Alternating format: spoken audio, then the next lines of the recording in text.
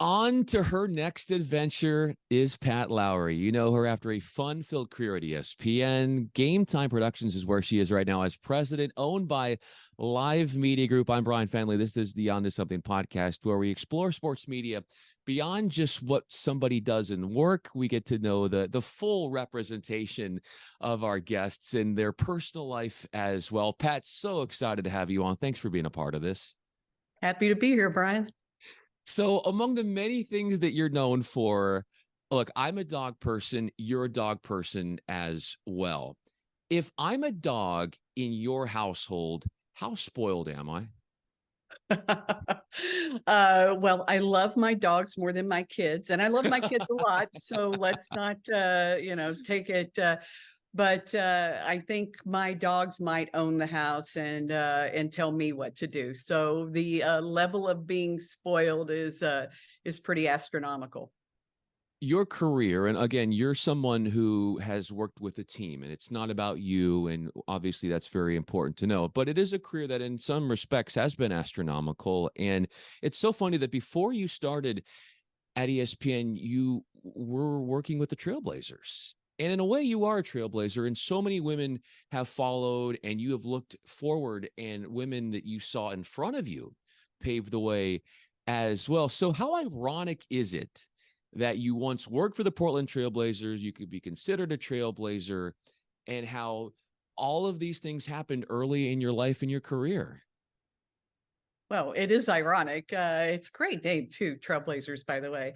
Um, I think that you have to look further, way further back than me. I'm not quite old enough to be a real true trailblazer.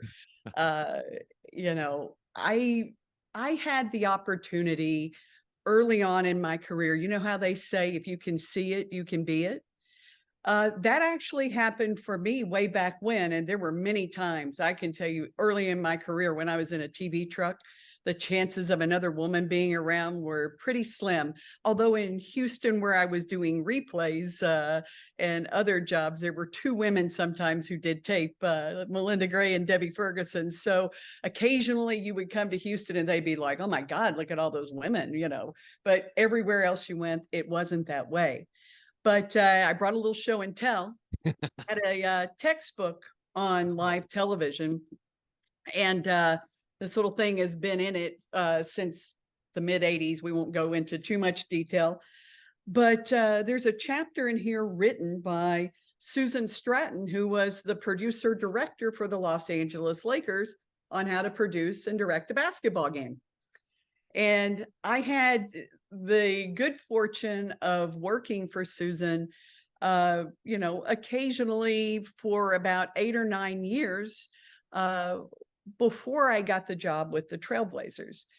And I never told Susan about the book and about how that was kind of my inspiration, because when I saw that, and basketball's my sport, I love it. I'm like, I'm going to do that someday. I'm going to be a producer or director in the NBA. So it just so happened that I was actually working for her as a technical director doing boxing the day that the amazing and wonderful George Wash, who I would not be where I am today without him, but he called me and offered me the producer job for the Blazers. And Sue knew I was going to hear that day. She walked in the truck and she's like, did you get it? Did you get it? And I was like, yes, I got it. And I think at the time I was like the second woman to be a full-time producer in the NBA. Not maybe the second woman to produce an NBA game, but that's what I was told. I don't know if it's true or not.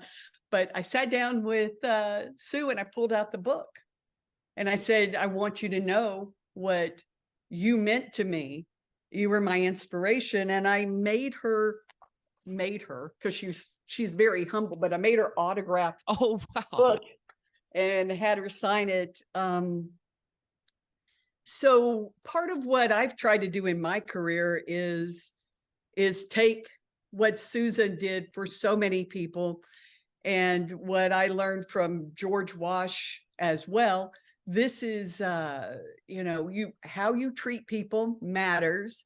It matters that you care about them, but it also, you need to represent and go out and show that if you're going to be one of the few in a role like this, you really need to go out and really give it your all and do it with class. That's so well said. Pat Lowry is with me. I'm Bryan Fenley. It's interesting that we have mentors, we have people we look up to, and oftentimes we see what they do and we don't get the chance to meet them in person. So we hope to be like them, or we aspire to do the things they do from a distance. But you not only got to meet one of your idols, you got to work with one of your idols. And that dynamic, if you look back now, and I know it's been a little bit of time ever since then, and the way your career has matriculated, but not only to have the idol, to meet the idol, to work with the idol, those things, how much in terms of where your career went after that, do you continue to go back to those days and say, this is really the fire starter? Well, I think that the stuff that I learned from her and how she carried herself really has carried over throughout my career.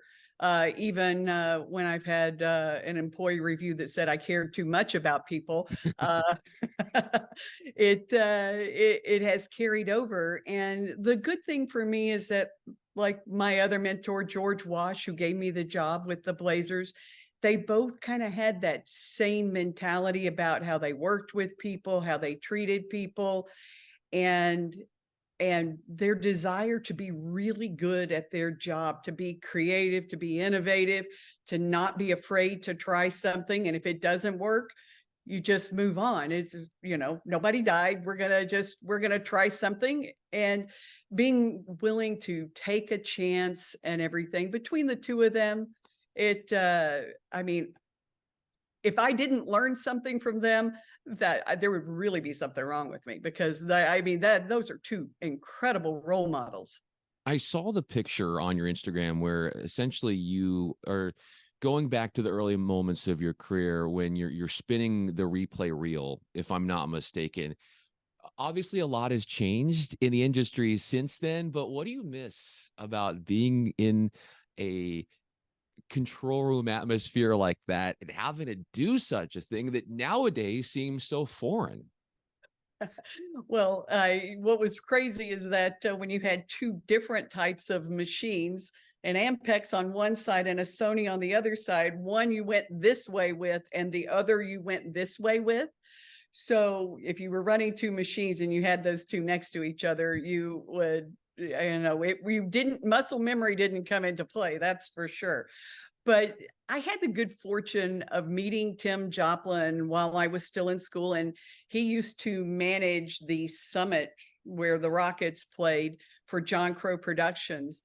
And he told me, he said, come in, and during the day when nobody's here, sit down and I'll show you how to do replays. And that's how I really broke into the sports side of things. And I mean, what he was able to do for me and so many people in the Houston area, giving them their start, was just absolutely amazing. And I do not ever want to run a 1-inch machine ever again in my life. When you were trying to do, like, now you see halftime highlights and you go, you got 5-6 plays. If we were able to A and B roll, you would be doing a replay on one machine, and then you would be queuing it up on the other, and you would put it in point like you were doing an edit to get to the cue point. And if you got 4 replays in at halftime, you were doing great, man. And so it was, it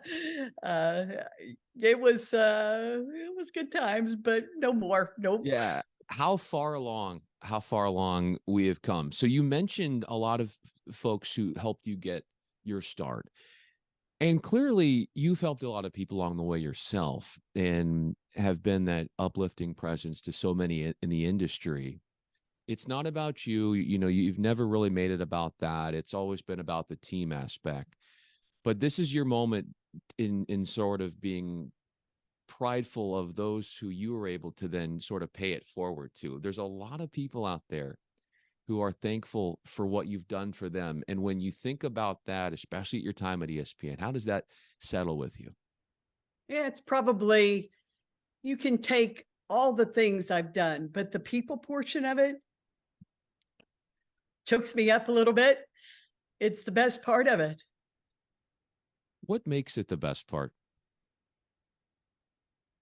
I think that when I see somebody that I helped to get to where they are, I mean, giving them those opportunities that those three people I mentioned gave me, it feels like I'm giving back. It feels like their success to me almost means more than mine, because in the end, their success is my success. Speaking of giving back and somebody who has done that so much for you, I want to bring up your mom for a second because You're she going to get me while I'm already choked up, because there you go. well, the idea of what you said, giving back and what your mom has given back to you, and obviously it's very touching in the hero that she is for you. And you know, I grew up when I was younger. I lost my dad early, so my mom kind of played both roles. So I know the empowering presence of a mom in one's life. How has she been your biggest advocate and has empowered you through everything you've done? Well, my dad was a pilot. So, and so growing up, mom ruled the roost. I mean, she was the boss all the time.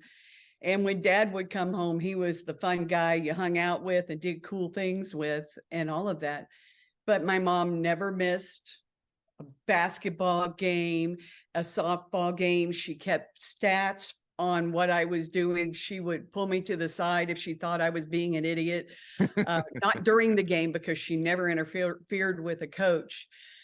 But, you know, my mom played basketball back in the day, where she had a job at May Hosiery Mills in the accounting department, and they paid her hourly rate to go play basketball on their traveling team. And that was back when you were only allowed to dribble the ball one time.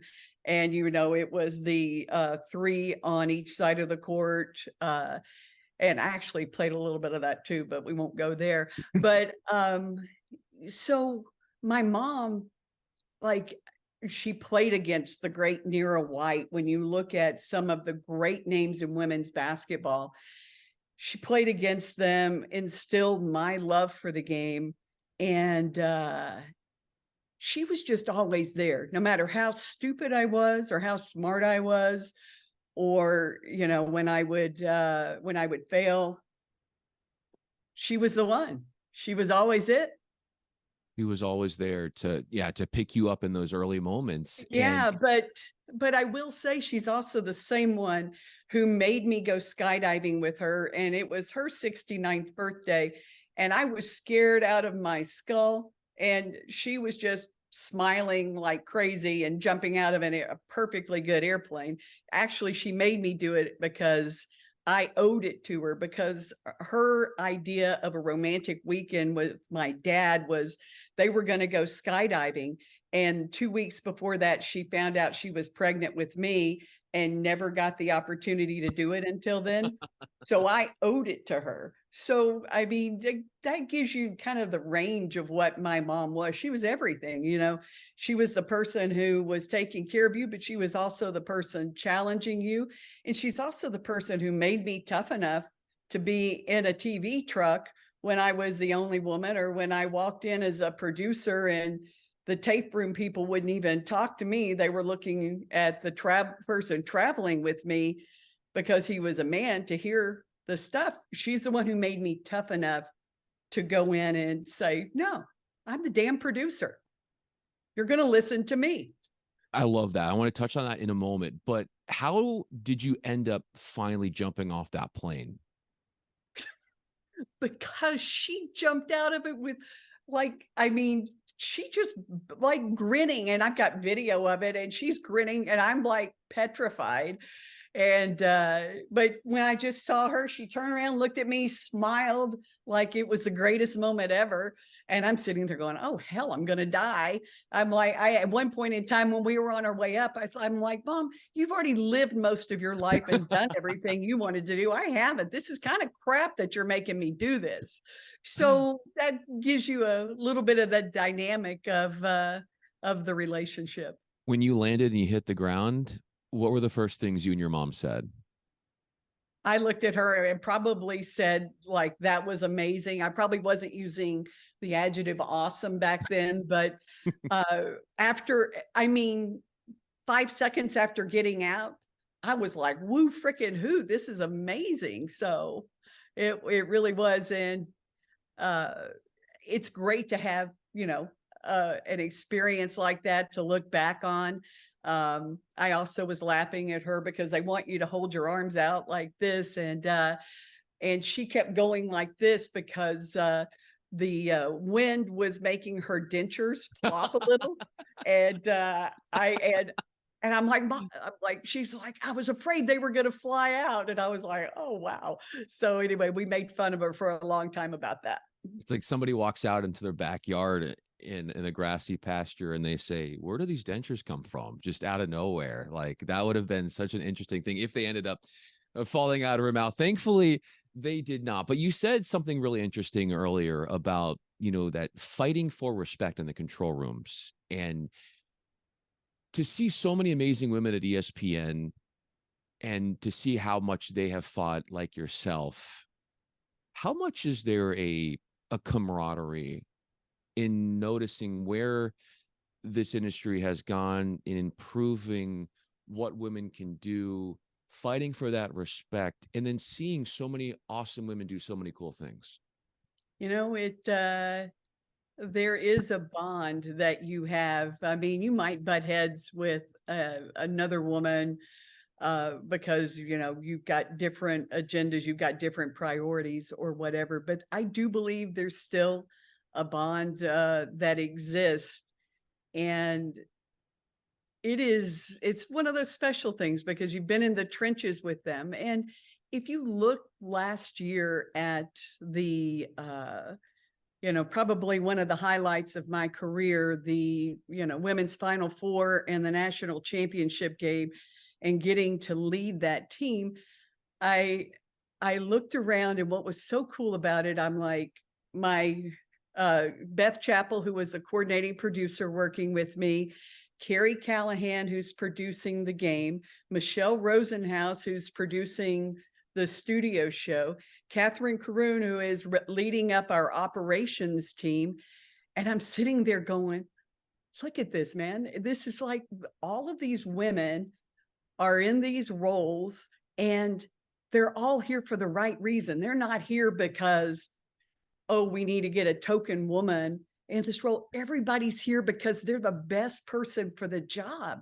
And when you get to a place like that and you see that and you think about, like when I walked into Philadelphia and nobody in the tape room would talk to me because I wasn't, a man, you're like, this was, I mean, to me, it was like, it was the cherry on top. I felt like it was a good time to leave. Honestly, I was like, okay, look, we're here.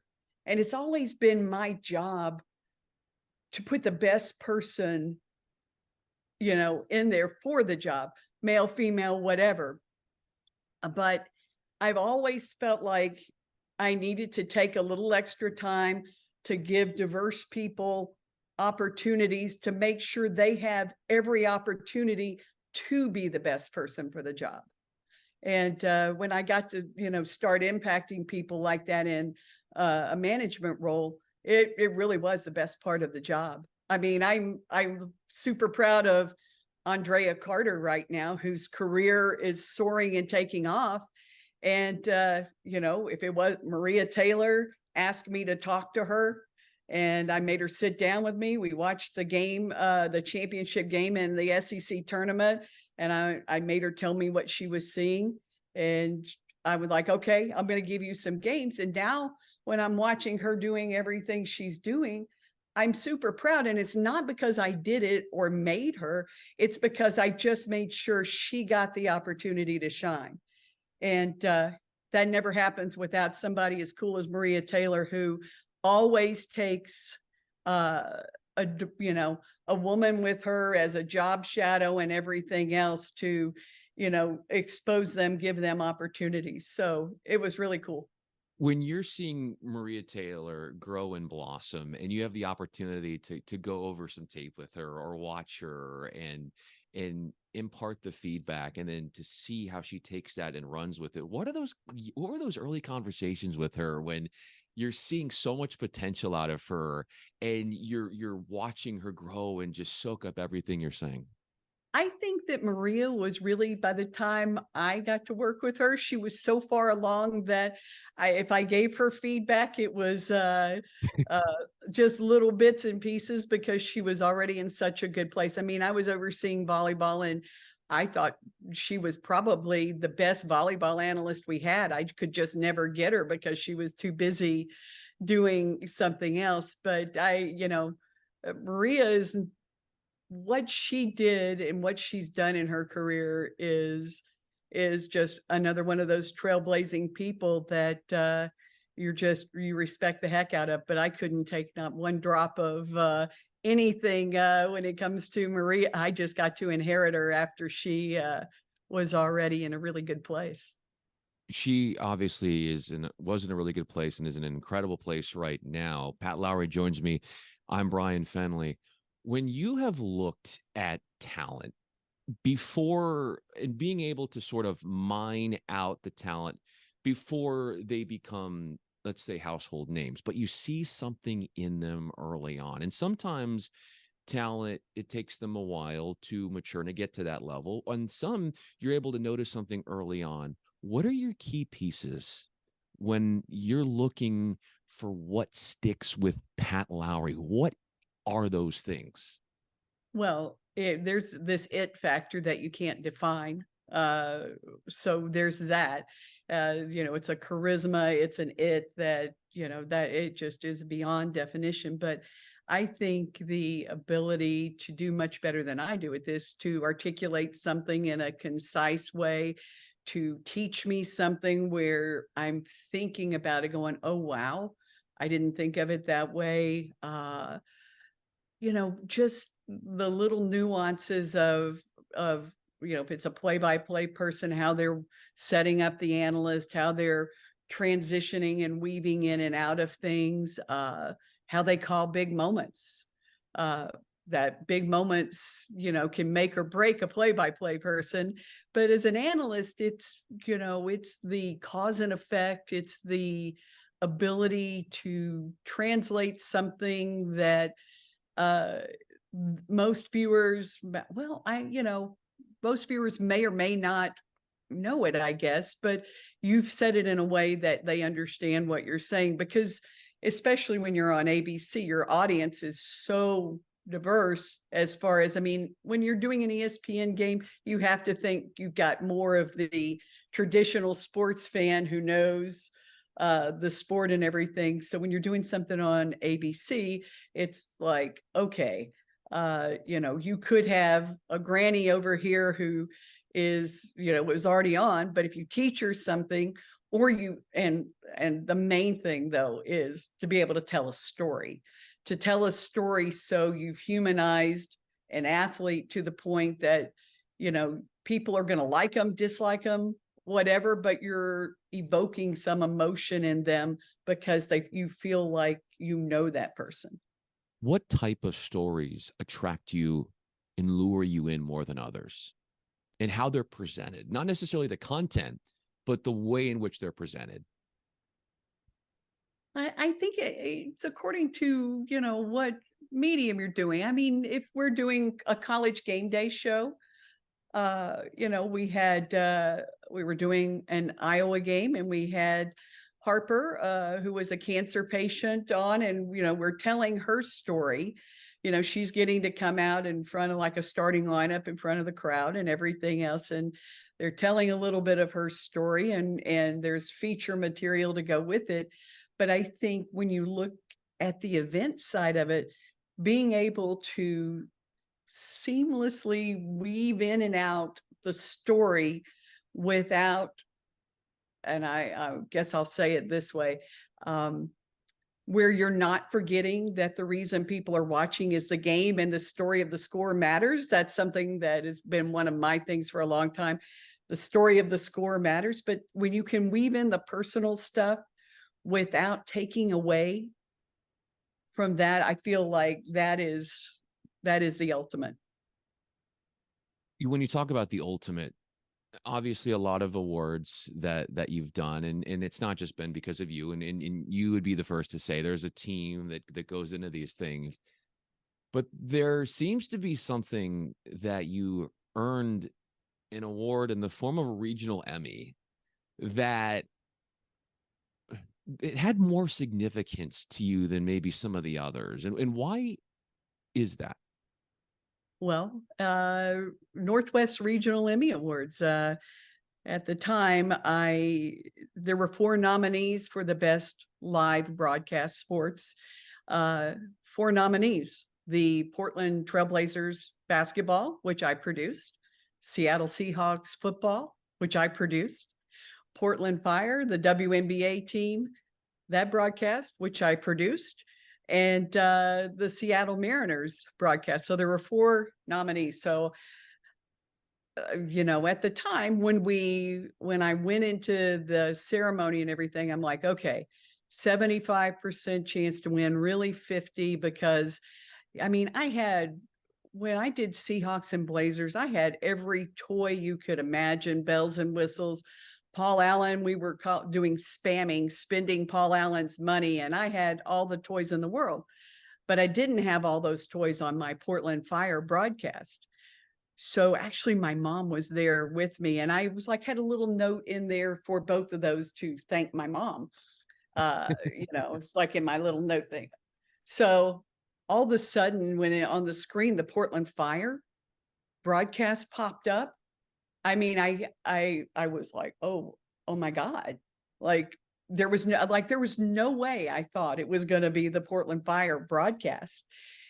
And so I got up there, I talked about Title IX and I talked about everything, but I forgot to thank my mom. But and I went out there, and that's the only time my mom ever was at one of those ceremonies with me or anything. And it was like the only opportunity I ever had.